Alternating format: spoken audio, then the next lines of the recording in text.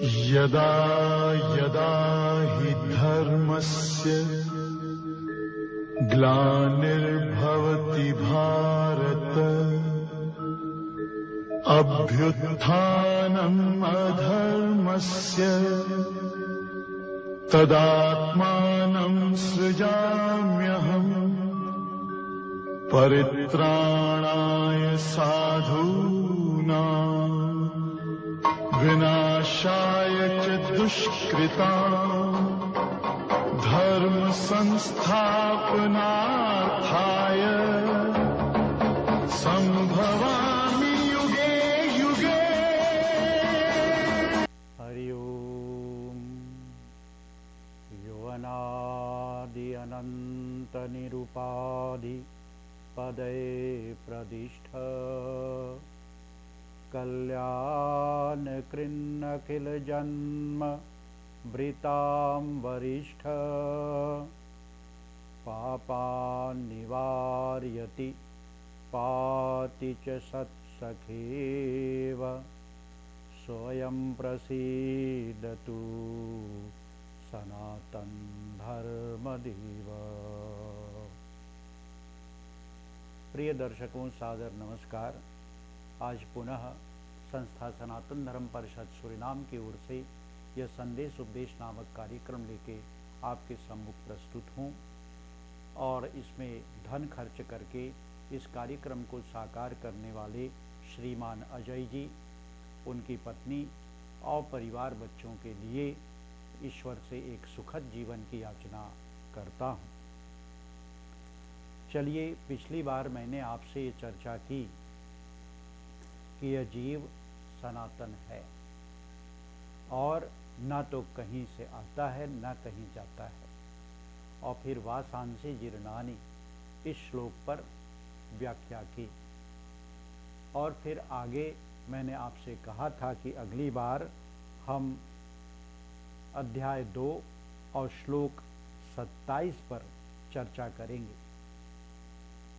तो वही चर्चा प्रारंभ कर रहा हूं। जातस्य ही ध्रुवो मृत्युर ध्रुवम जन्म मृतस्य च तस्मात् परिहार्यर्थे न त्वं शोचितु मर्हसि। श्लोक 27 में कहा है, जातस्य ही ध्रुवो मृत्यु हो। जन्म होता है तो मृत्यु निश्चय है। आज एक पेड़ जमता है तो एक दिन समाप्त होता है, सूख जाएगा। आज एक बीज भूमि में पड़ता है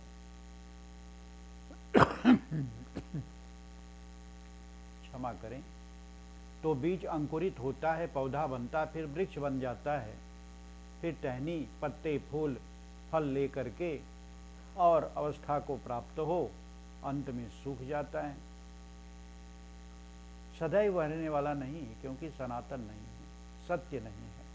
प्रति क्षण परिवर्तन होता है ना। बीज से अंकुर में है, अंकुर से पौधा, पौधे से फिर धीरे धीरे बढ़ करके वृक्ष रूप हुआ, फिर उसमें और सारे पत्ते लगे, नए नए पत्ते प्रति क्षण बदलते रहते हैं। अनेक टहनियाँ और भी होती चली जाती हैं और अंत में उनमें फूल भी लगने लगते हैं, फिर फल लगते हैं। एक बार नहीं, मौसम के अनुसार कई बार फूल लगते हैं, कई बार फल लगते हैं। परिवर्तन दैनिक, हर क्षण परिवर्तन होता रहता है। हर क्षण यदि हम बैठ करके देखते रहें तो हो सकता है, पर खुर्दबीन लगा के देखने होंगे। तो यदि हम इस प्रकार से सतर्क होकर देखते रहें तो हो सकता है हम देख लें कि किस प्रकार एक पौधा परिवर्तन होता होता चला जाता है, तो समझ पाएंगे शायद। पर ऐसे भी आप देखें मोटे रूप से, तो मोटे रूप से तो यही होता है, परिवर्तन होता रहता है।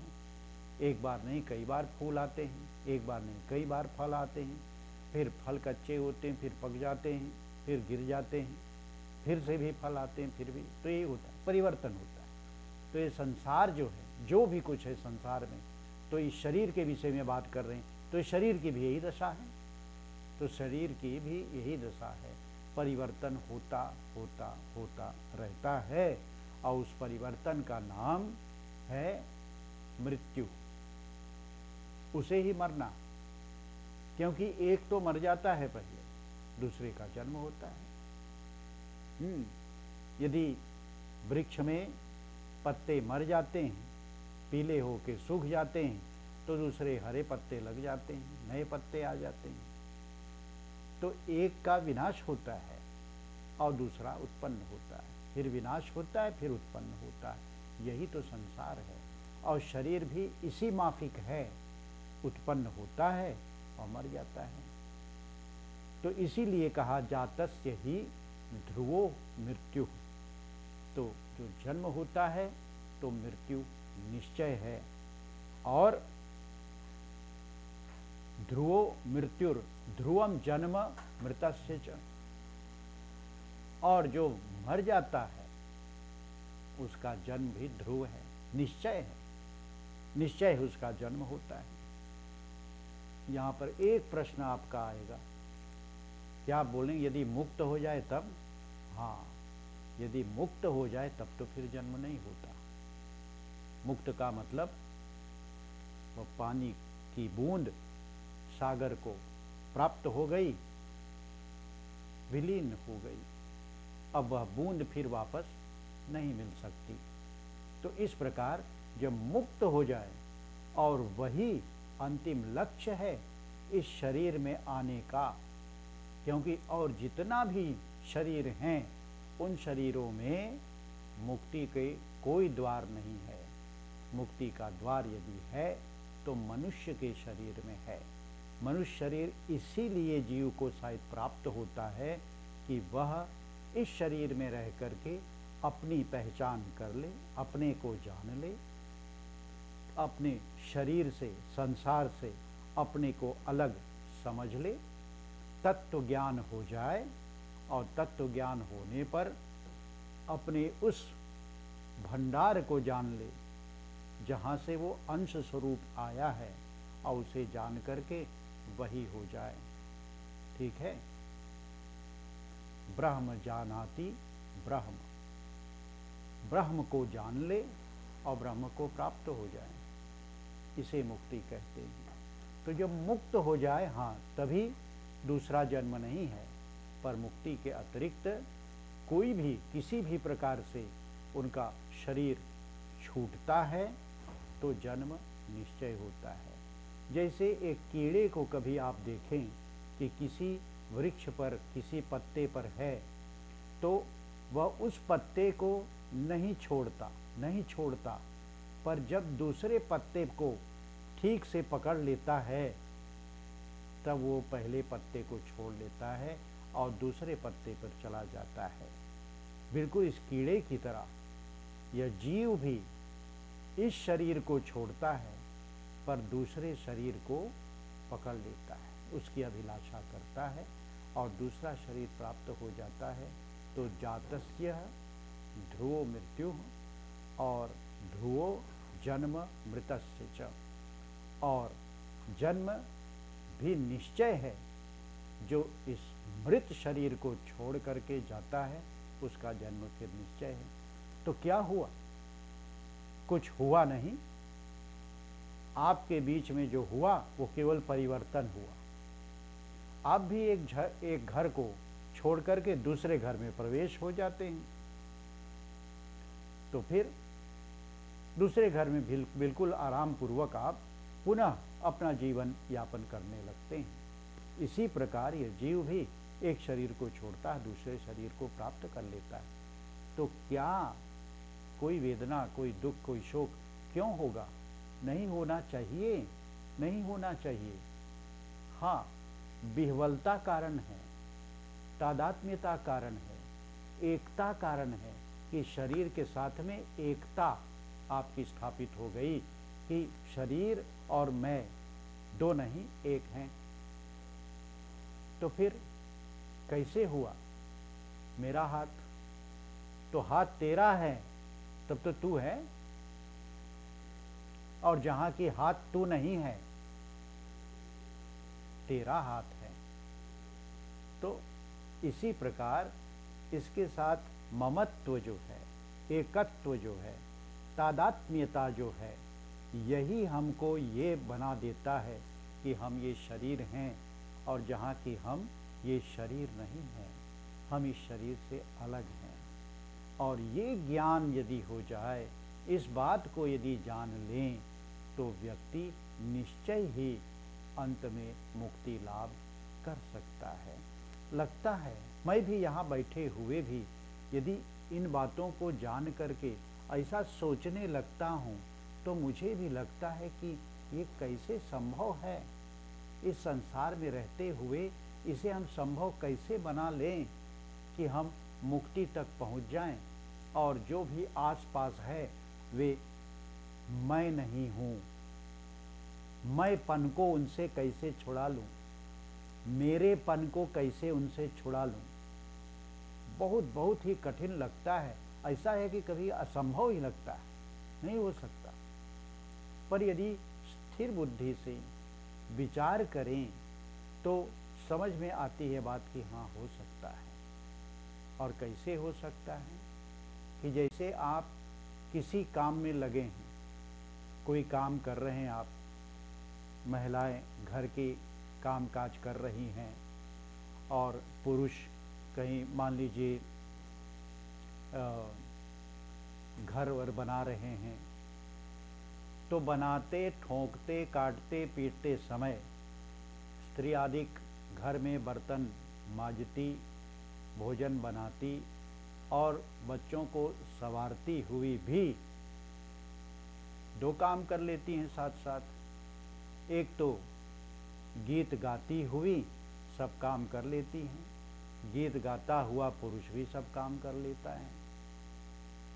तो कर्म तो संसार के हैं, तो संसार के काम काज कर्म आदि करते ही रहते हैं, पर कहाँ है? गीत में ध्यान है, भजन में ध्यान है, ईश्वर नाम में ध्यान है, संकीर्तन में ध्यान है। तो जो भी वे कर्म कर रहे हैं, वे ईश्वर के ही कर्म कर रहे हैं, ईश्वर के लिए कर रहे हैं, ईश्वर में समर्पण करते हुए कर रहे हैं।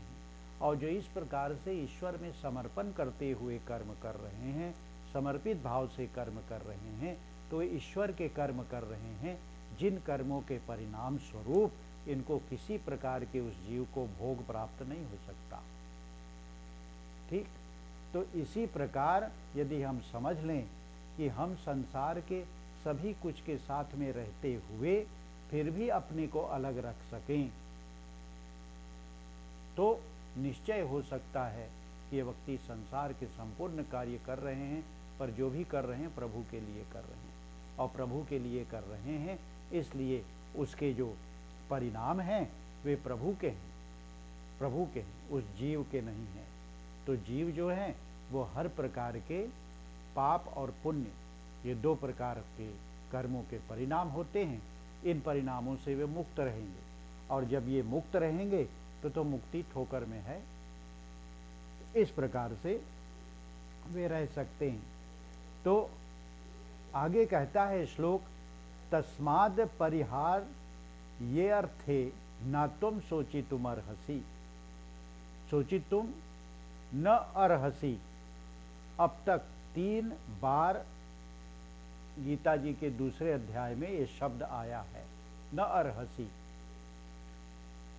शोक के लिए कोई स्थान नहीं, न अर्हसी, शोक के लिए कोई स्थान नहीं। ठीक, सोचना नहीं चाहिए, ये अर्थ है। सोची तुम अर्हसी, सोची तु मरहसी। तो ये जो शब्द हैं 3 बार आ चुके हैं, ये बताने के लिए कि शोक नहीं करने का, शोक नहीं करने का, शोक के लिए कोई स्थान नहीं, चिंता के लिए कोई स्थान नहीं, दुखित होने के लिए कोई स्थान नहीं। कब? जबकि ये शरीर छूट जाता है। तो इसलिए ये असत्य शरीर जब असत्य रूप हो जाता है, जैसे हम मानते हैं, मर जाता है, तो फिर शोक क्यों? असत्य असत्य, सत्य में कोई बात बिगड़ जाए, हाँ तब शोक करना बनता है, पर सत्य में कोई बात बिगड़ता ही नहीं, कोई बात नहीं। सत्य सत्य निरंतर स्थाणु सनातन सदैव एक रस रहने वाला है। तो इस प्रकार से परिहार्य अर्थे कहते हैं कि न तुम सोचितु मरहसी, इसको परिहृत हो जाने पर, शरीर के छूट जाने पर शोक के लिए कोई स्थान नहीं। शोक उसी का कीजिए जो अनहोनी होए। किसके लिए शोक करना? बोले जो अनहोनी होए, जो ना हो सकता हो और हो जाए। अनहोनी जो होए, तो अनहोनी, बोले अनहोनी होती नहीं, जो ना हो सके वो कैसे हो सकता है? जो ना हो सके वो कैसे हो सकता है? वो नहीं हो सकता। अनहोनी उसी को कहते हैं, अनहोनी, जो ना हो सके। तो जो ना हो सके वो हो कैसे सकता है? तब तो अनहोनी नहीं है, तब तो होनी है। तो बोले कि शोक उसी का कीजिए जो अनहोनी होए। अनहोनी होती नहीं, होनी है सो होए। तो जो होनी है, जो होने वाला है, जो घटना घटने वाला है, उसके लिए क्या शोक करना? शोक उसके लिए करना है जो अघटित घट जाए। तो जो अघटित है वो घट ही नहीं सकता, जो अनहोनी है वो हो नहीं सकता, तो उसके लिए क्या शोक करना? इस बात को लेकर के एक कथा आती है जहाँ पर महाराजा धृतराष्ट्र अपने पुत्रों को लेकर के चिंतित हैं। बैठे हैं बेचारे, बड़े शोक में डूबे हुए हैं कि मेरे पुत्रों के साथ क्या होगा। सैकड़ों पुत्र हैं इनके, और युद्ध की बात ठन गई है, तो युद्ध होगा ही होगा, और उस समय मेरे पुत्रों के साथ क्या होगा। बड़े शोकातुर हैं। और उसी काल श्री कृष्ण द्वैपायन वेदव्यास जी पधार जाते हैं हस्तिनापुर में। इस बात को जान करके धृतराष्ट्र 2 कदम चल के और व्यास जी का स्वागत करते हुए अपने कक्ष में लाते हैं। व्यास जी आसन पर बैठते हैं और धृतराष्ट्र फिर शोक में डूबे हुए ऐसा प्रतीत होते हैं। उनके चेहरे पर देख करके व्यास जी पूछते हैं कि आखिर महाराज बात क्या है, आप इतने शोकातुर क्यों हैं? व्यास जी से अपनी चिंता व्यक्त करते हैं कि पुत्रों के प्रति मेरी चिंता है कि युद्ध तो ठन गया है, इसलिए उस युद्ध में मेरे पुत्रों के साथ क्या होगा। व्यास जी प्रश्न करते हैं धृतराष्ट्र कि हे वत्स, तुम्हारे पुत्र जन्मे हैं ना? धृतराष्ट्र बोले कि हाँ तात, मेरे पुत्र जन्मे हैं। तब बोले जब जन्मे हैं तब तो मरेंगे जरूर, तब तो मरेंगे जरूर। जातस्य ही ध्रुवो मृत्यु, मरेंगे जरूर। तो यदि मरेंगे तो तुम्हारे पास ऐसा कोई उपाय है जिससे तुम उनको मरने से रोक सको? धृतराष्ट्र बोले कि नहीं तात, मेरे पास ऐसा कोई उपाय नहीं है, और इसीलिए मैं चिंतित हूं कि यदि वे मरण को प्राप्त हो तो मैं उनको कैसे अमर बना सकूं। यही मेरी चिंता का विषय है। तो यदि तुम उसे मरने से नहीं रोक सकते, व्यास जी कहते हैं, तो कोई और उपाय है तो नहीं संसार में। मेरी भी दृष्टि में हे वत्स, कोई भी उपाय नहीं है कि जो मरे उनको रोका जा सके। नहीं रोका जा सकता। कुछ और घटना हो तो उसे टाला जा सकता है, पर मृत्यु को न कोई टाल सकता है और न कोई रोक सकता है। उसे काल है, काल कहते हैं। और काल जैसे आपकी घड़ी में अभी टिक ये हुआ तो अब वह वापस नहीं आने वाला। वह घड़ी गई, वो एक बार की टिक चली गई। जैसे नदी में बहता हुआ जल आपके सामने से बह गया, अब वह फिर वापस उसी जल को तुम देखना चाहो तो नहीं देख सकते। परिवर्तित हो गया, बदल गया। ठीक इसी प्रकार घड़ी की उस टिक के अनुसार मृत्यु है। शरीर का नाश हो गया, बस। न बचाया जा सकता है, न रोका जा सकता है, न बदला जा सकता है, न अमर किया जा सकता है, कुछ नहीं। बिल्कुल काल है और काल की एक टिक ही मृत्यु है। तो इसीलिए शोक चिंता फिर नहीं होती। हे पुत्र, सांसारिक परिस्थिति न बदले, परिवर्तन ना हो तो क्या गति होगी। ये प्रश्न व्यास जी ने किया कि हे पुत्र, संसार की जो परिस्थिति है वे ना बदलें। थोड़ी देर के लिए आप भी सोचिए कि जैसा है सब ना बदले। मैं आपके सम्मुख इस समय बोल रहा हूँ, आप मुझे सुन रहे हैं, कुछ नहीं बदले। अब सब चित्र के समान खट ऐसा रह जाए तो क्या होगा। तो ये संसार कैसा होगा। तो एक घड़ी आएगी ये सारा संसार एक चित्र के समान बन के रह जाएगा।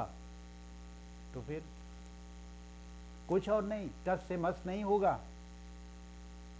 तो इसीलिए ये संसार कैसा है, घड़ी घड़ी में परिवर्तन होता रहता है, होता रहता है।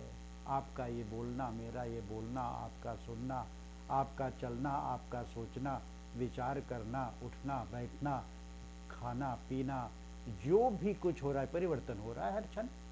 हर क्षण सब कुछ बदल रहा है।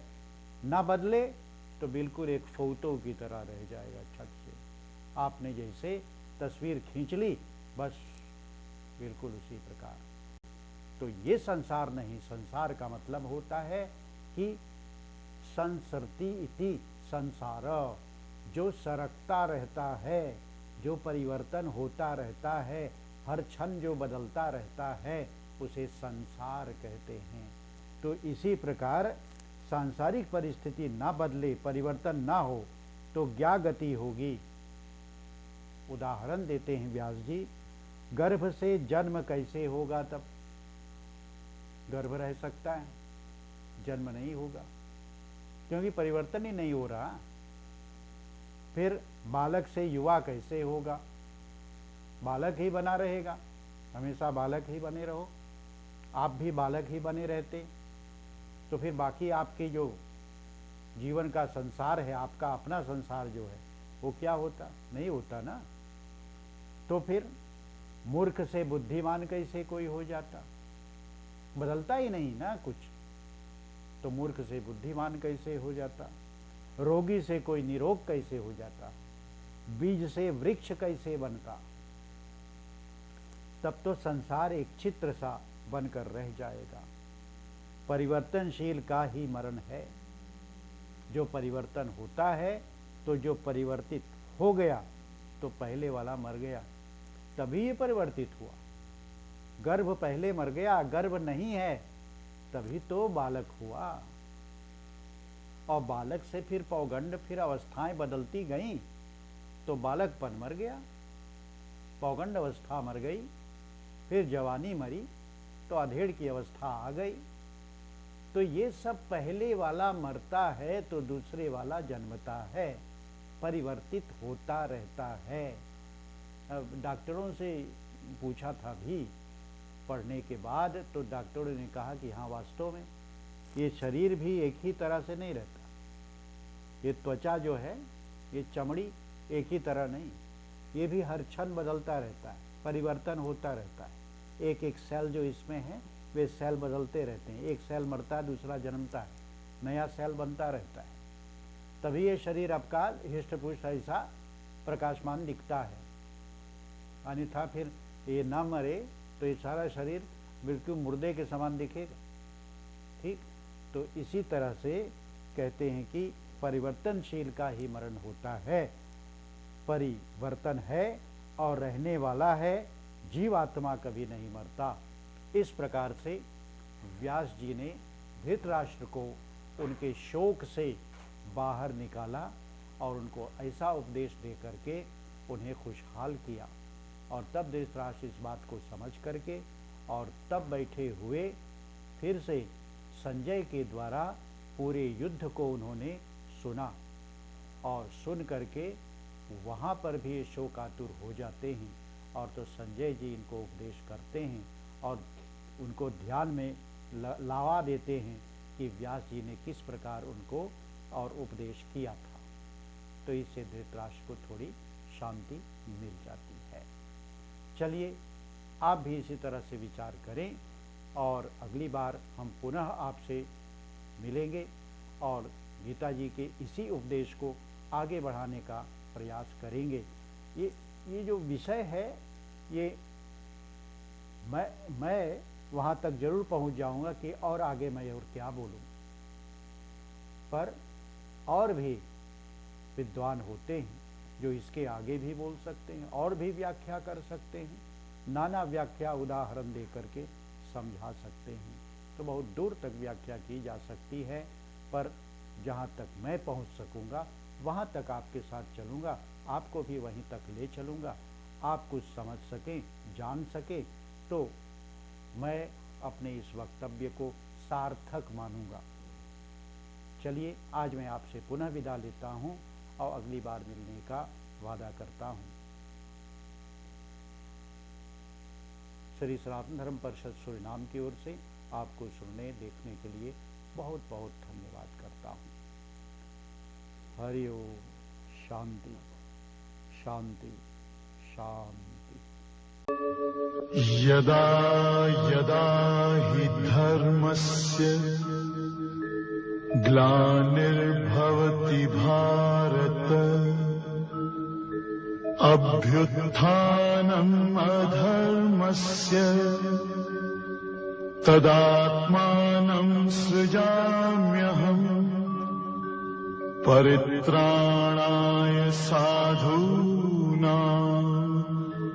विनाशाय च दुष्कृतां धर्म संस्थापनार्थाय संभवामि